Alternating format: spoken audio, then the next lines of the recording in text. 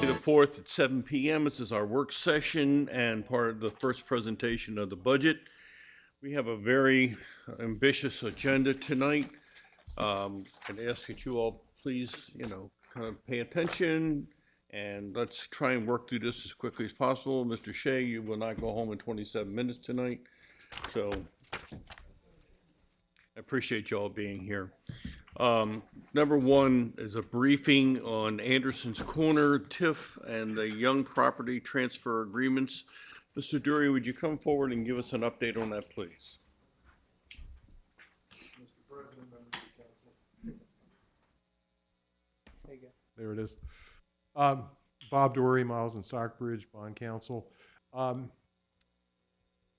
As the council and the mayor recall, back in December, the council authorized the issuance of up to $4.2 million of TIF bonds to finance the acquisition of about 6 2/3 acres of property from the Young family for a park and construction of a sewer extension out in the Anderson's Corner area. We're finally moving forward with that transaction with the expectation that it would close by the end of June, when the contract currently expires with the Young family. The project appears to be moving along. The sewer work has basically been done. Need to make sure that it's accepted by WSSC and whatnot. The real estate is being structured to be acquired directly by the city from the Young group in order to save transfer and recordation tax instead of having it go to the Ribera operation and then come to us, which is the way the contract currently reads. So will be an assignment of that contract. The Municap, the financial advisor folks, are going to be rerunning numbers and coming up with what the market interest rate recommendation will be.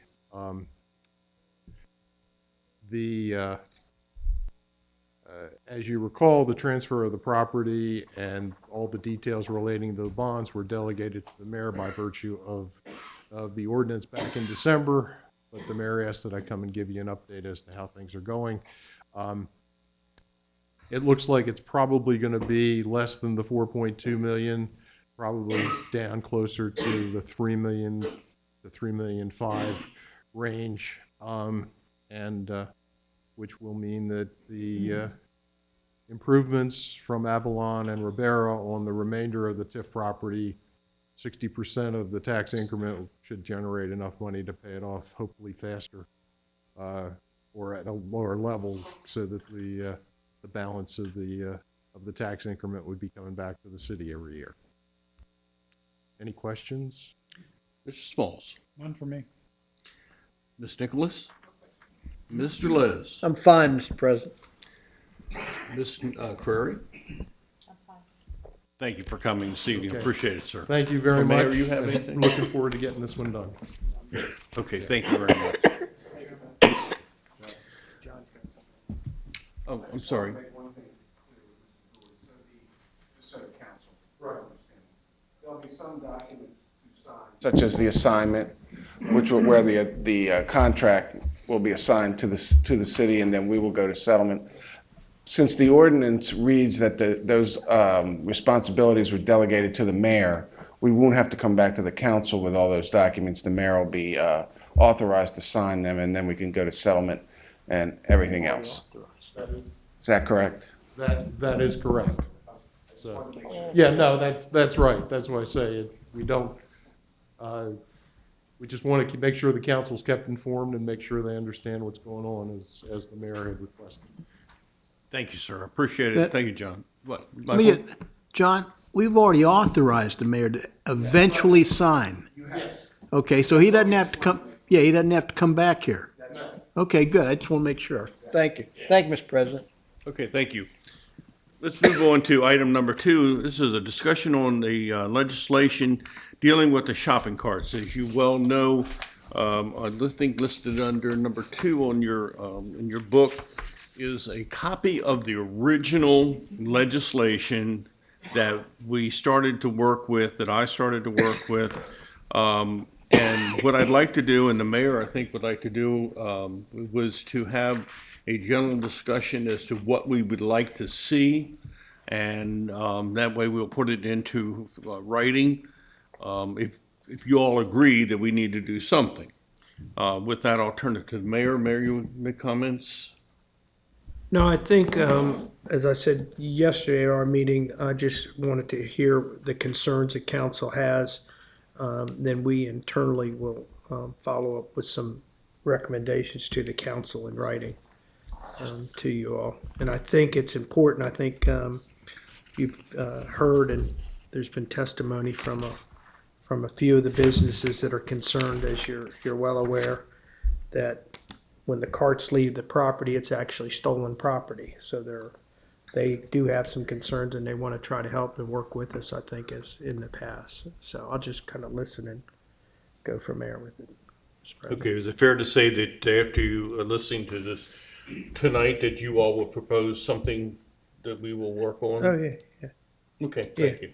All right, with that, I'll start with Ms. Nicholas. You want to state what your concerns are, if any? I'm fine with this. You're fine with what? I don't have any questions. Okay, thank you. Mr. Les?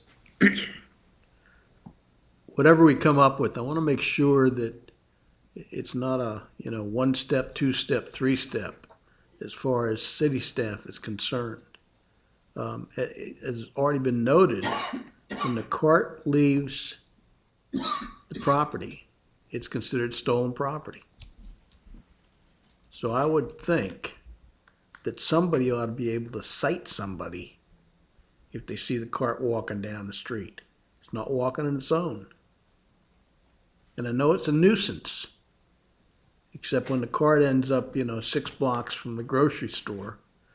And then we've got to send somebody from, I guess, DPW goes for, I don't know who goes. But I'm concerned that we're tying up city resources for something that ought to be relatively simple. I don't know what the answer is, but I think it ought to be a one-step do it. Or, for example, if in fact a policeman stopped him and cited him, I assume they could call DPW, somebody in city staff immediately to come get the cart. Okay, so that's my only concern, Mr. President. I think we need to make sure, and I'm sure that the city administration will make sure that we're doing it most efficiently to accomplish the goal, which is to keep the carts off the street. I mean, that was your concern. We've all called carts. I've called carts to Marty over the years. And I think that's my goal. Ms. Not to Query? make it too cumbersome. Thank you. Ms. Query? It just seems to me it's a balancing act because we aren't talking about affluent people that are taking carts down the street. So if we cite them and fine them, I don't know as we're actually going to get those citations paid, and we're still tying up city personnel by tying up the police. So I hope that we can come to some resolution by speaking with the owners of the carts, because there has been acquiescence as we talk to them in letting the carts go down the street. I still would like to reach out to the apartment building owners too, and perhaps for the elderly that need shopping carts, perhaps they can stock a couple of the portable ones in their lobbies or whatever. Those are my feelings at this time. Mr. Smalls? I just have a question, I presume probably for the city administrator. At past council meeting, we had representatives here from Giant, and they requested sort of a dialogue between the city and them to kind of continue working out what this ordinance would end up being. Has there been or is there any dialogue that is ongoing or that's been had since that meeting? We met with them about a week ago. We discussed the issue and we discussed the problems as they see it. We compared notes. We came up with a method to approach the problem, at least for Giant. We exchanged contact information, and we have a commitment from them that they will work with us to make this problem disappear as far as Giant's concerned. Got it. No one else? No, we're still reaching out to others. Have not heard back from anybody yet. So any ordinance that is brought before the council obviously is a blanket ordinance. It may or may not, because we need to reach, when I say reach here, in terms of the arms of the law, so to speak, all of the violators, and whatever discussions we've had with Giant may or may not become part of an ordinance if we're seeking to make sure that we are covering all of the violators. Well, the discussions we had with Giant focused around those participants that are there now versus what happens a year or so down the road when the participants that met in that meeting are no longer there. We made them aware that the ordinance would be crafted so that we can enforce it no matter who is managing the Giant food store in the city. But we had, all in all, we had a very good discussion with them, and at least as far as Giant's concerned, we're very optimistic that we can work with them. Okay, all right, thank you. Thank you, Mr. President. From my perspective, I reach out in a number of different directions. One, it's the carts on the street and then being discarded in locations that the city may not be aware of or the inspectors may not see, such as the different storm drains and behind the buildings. We had, when we talked to Giant, they gave us a couple examples of where where the different apartment complexes would say to them, come down here and pick up. We have 12 or 15-year carts that are in a certain location in the apartment complex. I'm concerned that children, being children, will get in these carts and start pushing each other up and down hills and then become, in some ways, hurt, go to the hospital, those types of things, just like we see children riding bicycles. It's not a toy. I'm concerned about the blight that the people just take them and leave them wherever they whatever they see fit. We've seen them over on Giant's carts. We've seen them over on 7th Street. We've seen them over on Main Street.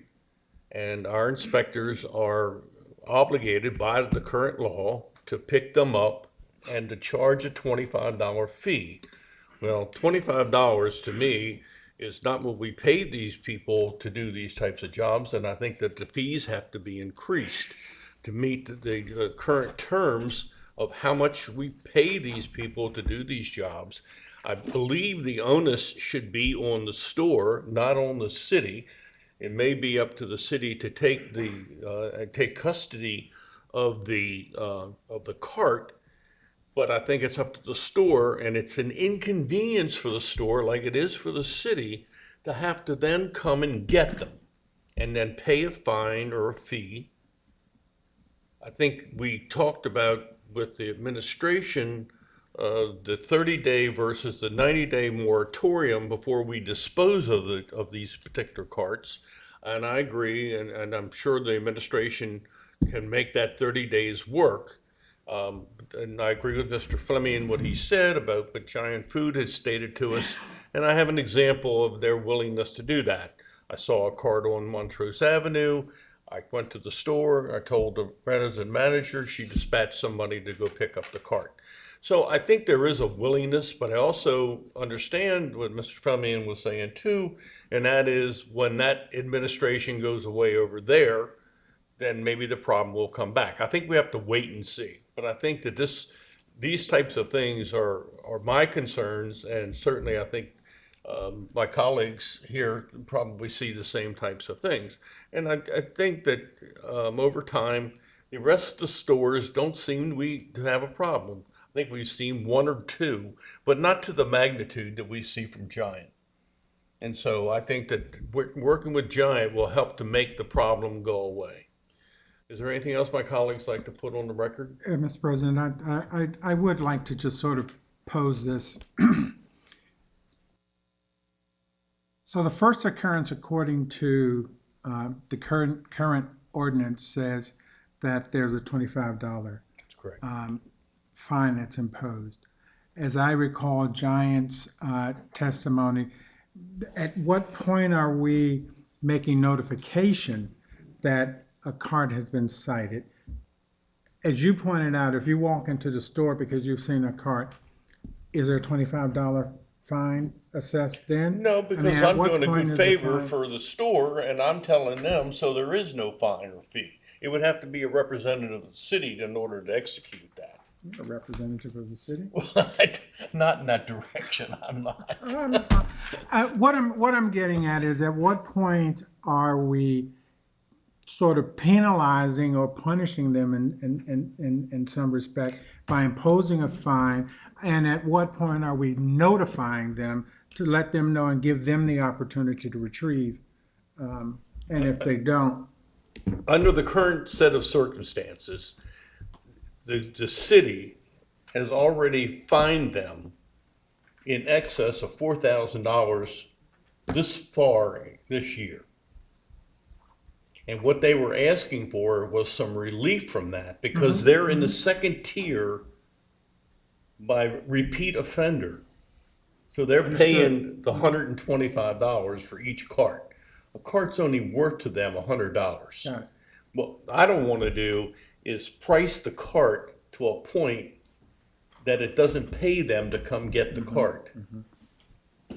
So that's why I was negotiable, as we talked about earlier. I was negotiable about the fees. And I think that Giant brought up a good point, and I think that Mr. Fleming brought it up as well, that it doesn't make any sense to really have a two-tiered system. It should be a one-tier in my mind.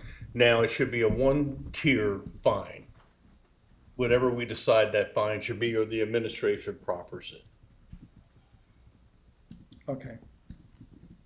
Again, and maybe I'm beating a dead horse here, I'm just not No, you're getting not. it. But at what point is there notification Well, Mr. Fleming and without a fine? Mr. Fleming, would you address that, what we talked about? They receive notification as soon as we either receive a complaint or one of our inspectors sees the cart. And that basically, under the current proposal, will start a 24-hour clock. Okay. After which, if the cart is still there, then we will issue fines. That's what I wanted to make sure I understood. And the administration also came up with something that was very interesting and I liked very much. And they had a fluorescent notes, if you will, that the inspector riding around the street would place on the cart to indicate that the time had started. Okay, all right. I understand. Anything else, Mr. Fleming? No, sir. Anybody else from the council? Mayor, anything from you? Okay, let's move on to the next item. Thank you very much for the dialogue. Item number 3 is a draft resolution of the Mayor and City Council of Laurel, Maryland, supporting Maryland Department of Housing and Community Development Neighborhood Businessworks program financing to Amaza Incorporated and care of Mr. Mariam Thakkar of 13502 Allnutt Lane in Highland, Maryland, 21613. Who's going to speak on that? Mr. Brock?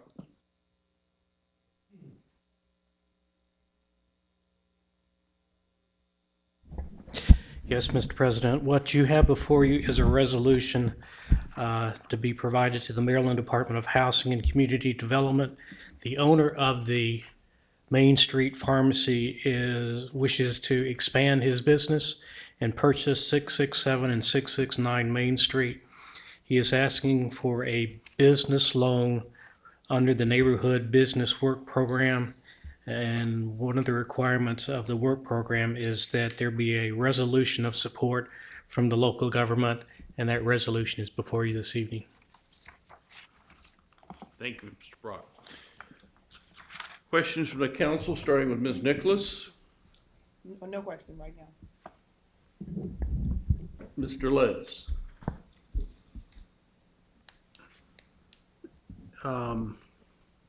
This is Ali, is that correct? Yes, Okay, I assume it's in his wife's name. yes, Okay, it's one, I've just. you are I correct. put one and one together and I got two finally. Okay. And this is their operating entity name, is that correct? Yes, sir. Amaza, okay.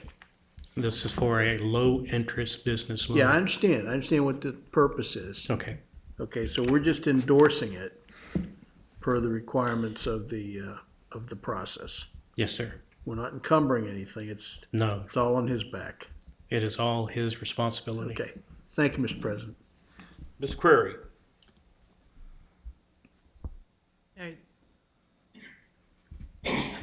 Are you privy to the purpose, so it's not something that would be void as far as our building purposes? Or expansion? He's okay? It will meet our tenant fit-up requirements. Okay, thank you. Mr. Smalls. I'm fine with this. Thank you, Mr. Brock. Appreciate your time. Mayor? This is probably, Jack, did we check to make sure they have no outstanding debt or fines to the city? There are no violations currently. Okay. Second thing is, who wrote this? John, did you write this or Karen? We didn't write it. I assume it probably came directly from the state. I don't particularly like the home address in the title of this, if we could take that out. I don't think that's needed, is it? No, I don't think it's needed. I'm not for certain, but I've seen these types of things before, and a lot of times the state will send down a sample resolution, and I assume that's probably where this came Yeah, from. I'm not But sure. we can take that out. Yeah, I don't think we should be putting a home address That's in the fine. title. That's fine. Yeah, business address is in here, so I think that will take care of it. Okay, Mr. Shea is correct. This was a model ordinance. okay. All right, thank you. Thank you, Mr. President. Okay. Let's move on to, I'll sponsor it. Anybody else want to co-sponsor? The council? The council will sponsor it. Mr. Brock? Anybody accepting? You don't want to? Oh, you're good. You're good. Okay. Everybody, the council will sponsor it. Okay, go on to consideration of a bid recommendation for the renovations to the Laurel Armory. Ms. Barr? Good evening. Welcome.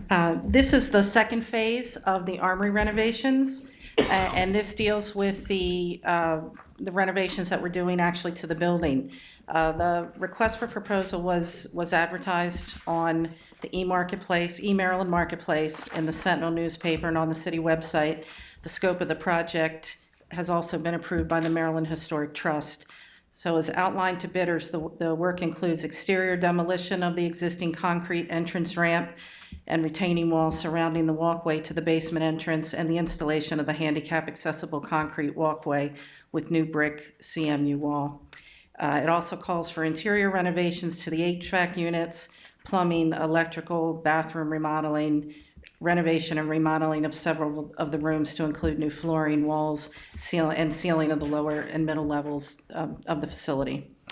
Contractors were advised to visit the site and talk with city staff and engineers from KCI Technologies, and the bids were accepted until 11 o'clock on April 29th.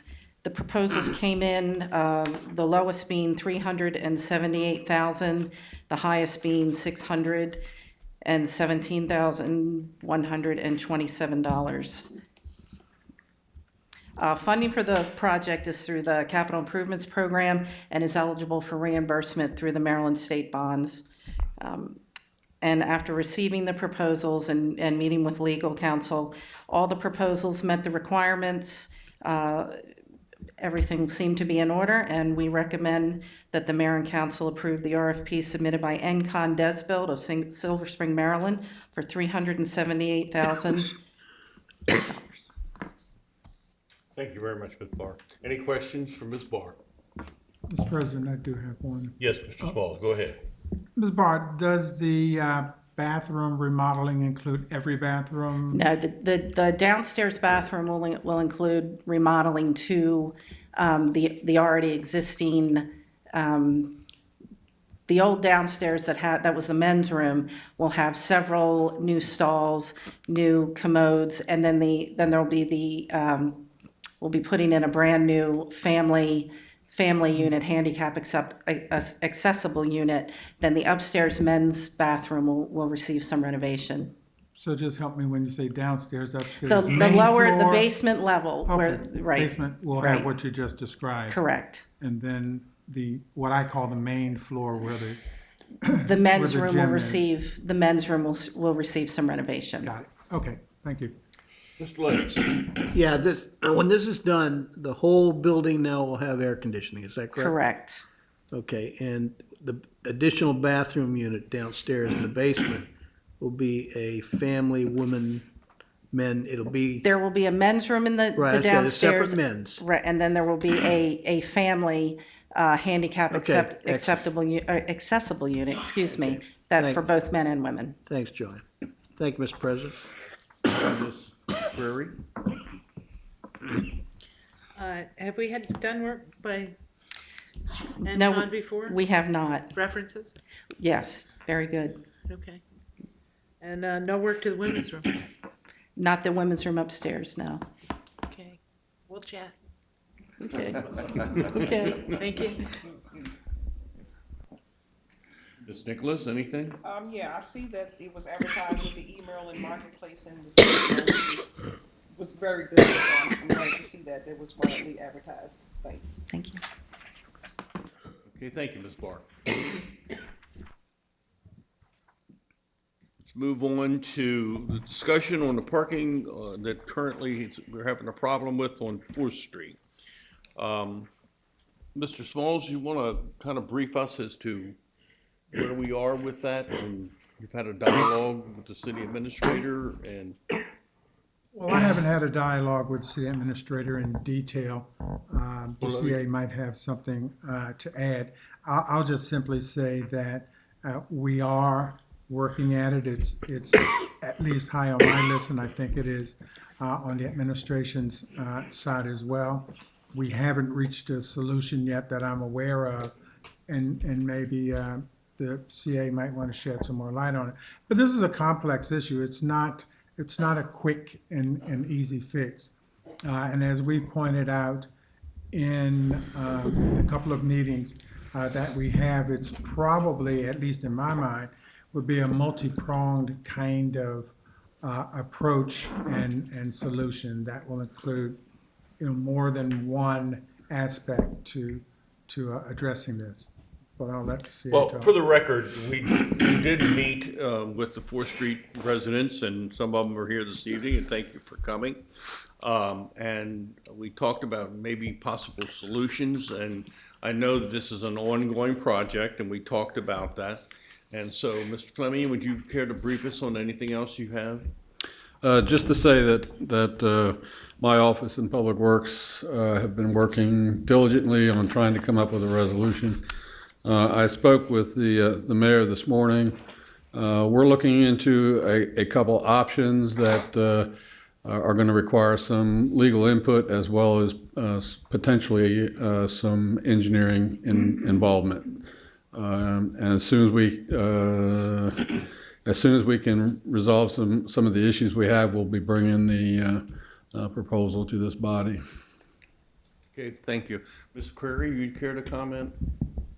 Just thank you for coming out and know that the city's still working diligently on this problem. And like Mr. Smalls said, that it'll be several different prongs to come at this problem. And I know the mayor's been fully aware of this and working on it too. So thank you. So we'll continue to work on the project.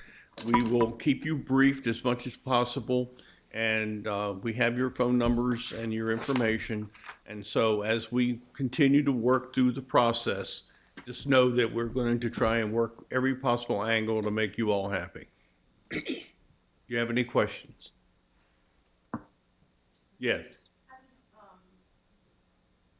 Come forward, please, to the microphone and give me your name and address for the record. I shouldn't. And I just have a question. It may Just be name and simple. address for the record. Tawana Joseph, 831 4th Street, Laurel. Okay. The orange cones, I just want to know, can we purchase those and use those in front of our house? Would that be illegal? I don't know. You cannot do that. We cannot do that. It's public parking on the streets, as we've discussed with you. And so just bear with us. We're working on the problem, and we will have some answers for you in the near future. Okay. Okay? All right. Thank you very much for coming out. Okay, let's move on to item number 6, and that is a discussion on the amendment to the capital improvement program near Dorset Road. Marty, Mr. Fleming? Thank you, Mr. President. As you all are no doubt aware, we've had a long-standing effort to reconstruct that portion of Dorset Road that was private, that has recently been turned over to the city. We've had lengthy discussions and involvement with the Prince George's County as far as stormwater management facilities go in this project. We are roughly about 8 months behind where we would like to be at this point, and that is because of the county's involvement in our discussions for the stormwater management effort. In order to receive the stormwater management permits, the county has required us to construct a rather extensive stormwater quality pond, which at first glance is probably going to cost us a little over $100,000 to construct. The ordinance revision before you this evening identifies funds to cover that construction, but I'm here to tell you that my office has gotten in touch with Haitham Hijazi, who is the director of the county's permit office. We intend to sit down with them and explain to them that the effort that we have benefits not only the city, but 4 county agencies. And to date, they have not had one thin dime of involvement in this project. The delay is probably costing us additional funds in contractor expenses. So in our mind, if the county wants this in there, the county should fund it. And that's going to be our approach. But in the interim, we would like to identify the funds, make the funds available in the case of our argument fails. Is Mr. Les? Yeah, let me just, I had this meeting with Ortiz's people, I guess 2 months ago now. And they're getting ready to spend some more money above the upper basin to Van Dusen Road. They've got the plans all done. I assume they're going to come talk to us about it eventually. The money for that is coming out of the rainwater fees. Not coming out of the county. CIP, it's coming out of the rainwater fees, I understand. Because there's about 1.2 million left in the 3 million they had. And because they had those guys sitting at the table. So the question in my mind, because they've got $100 million over 3 years, that they're going to spend on nonprofits and other efforts to improve water quality. So the question in my mind, can they come up with the money out of that fund to do this, Marty? Well, I'm trying to confirm that the program that you just mentioned, I'm trying to confirm whether that is the same program that was introduced to us by some contractors working for Prince George's County. They are contractors, I will tell you that. Right.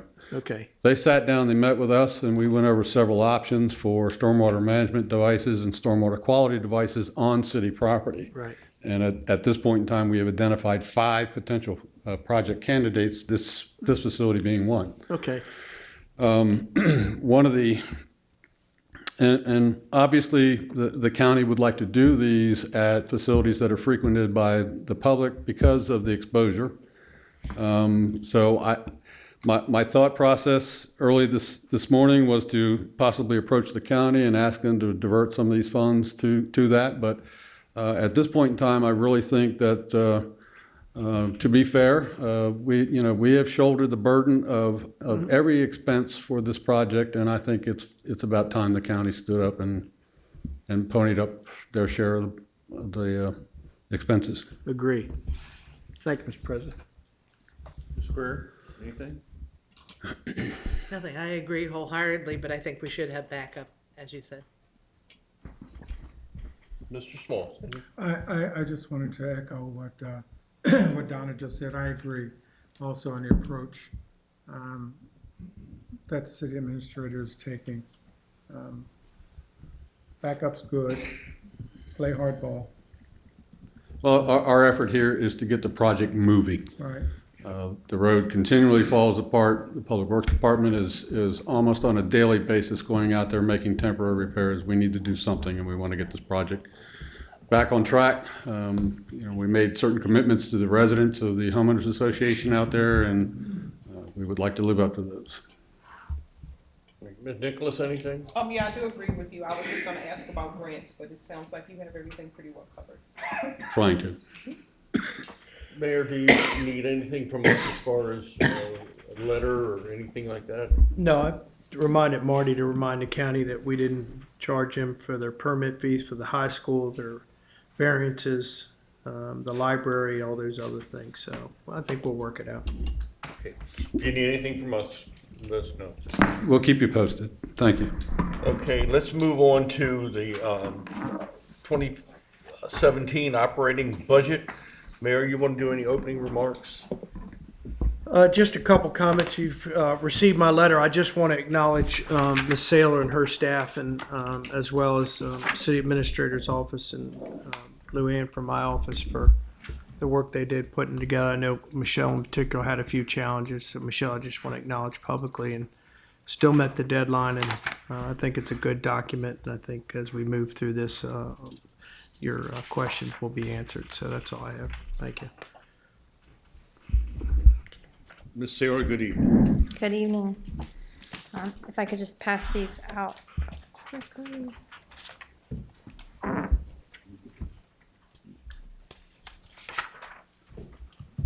Council, as we go through this, if you have any questions whatsoever, if you'll just raise your hand or let me know so that we can ask the question. Thanks, Marty.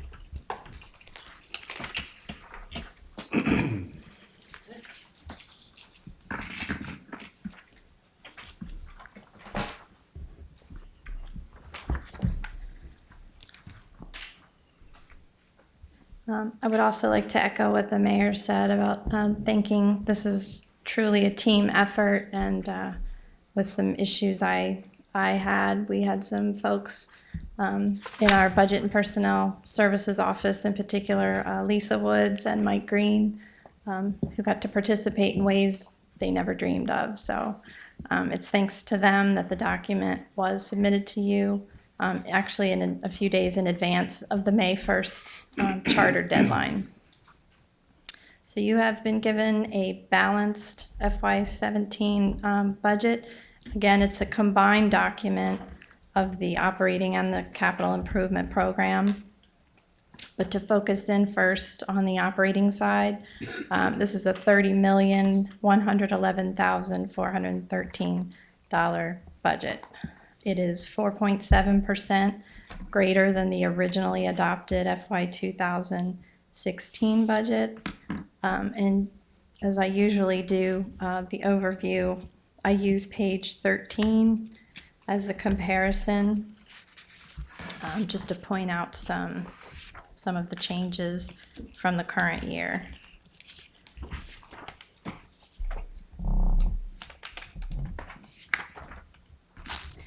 The increase in local taxes, which, as you know, includes real estate taxes as well as personal property taxes and associated interest and penalties, when it gets to that point. That is 66% of the total budget, the largest single revenue stream that we have. The increase is due based on the increase in assessable base from development and redevelopment, as well as the personal property tax, which is now being generated at the Laurel Town Center.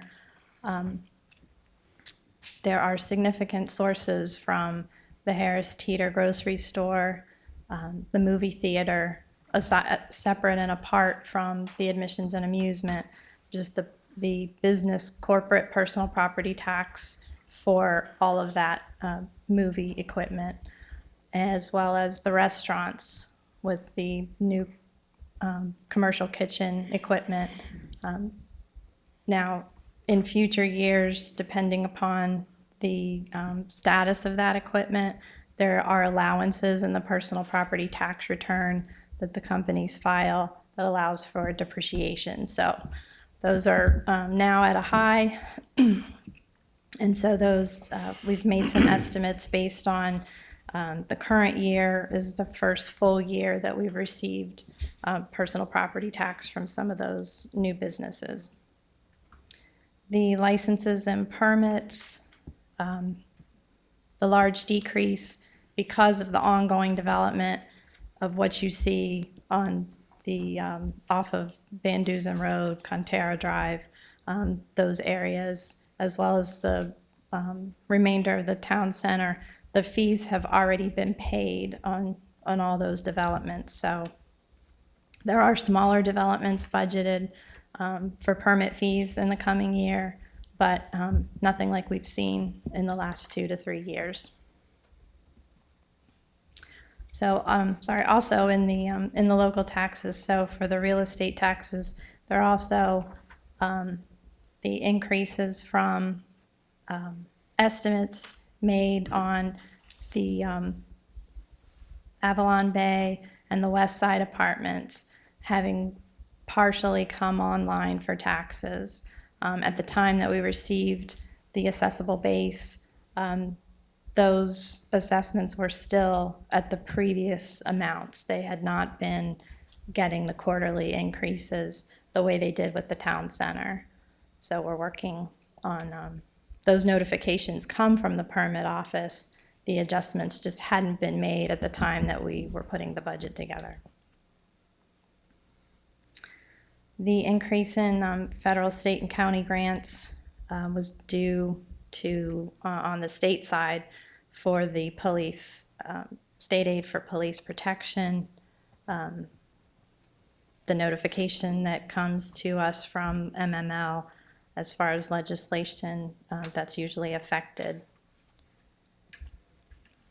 State shared taxes includes local income tax, highway user, and admissions and amusement. So that's a significant increase. The local income tax still trending upward. So we've made an adjustment increase based on recent history, as well as the admissions and amusements and the highway user. As again, we were notified from MML regarding the state budget and what they had included.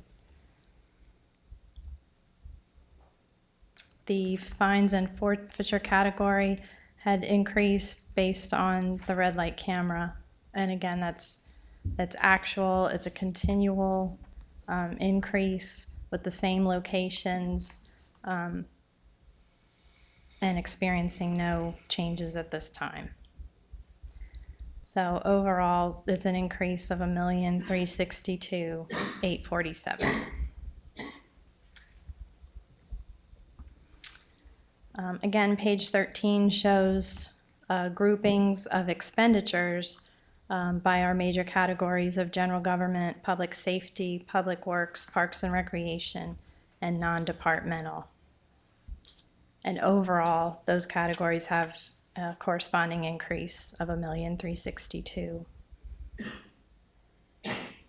The increase in the public safety includes the change or the separation of the Office of the Fire Marshal and Permit Services coming from general government, having been part of the Community Development Office, and moving that to public safety.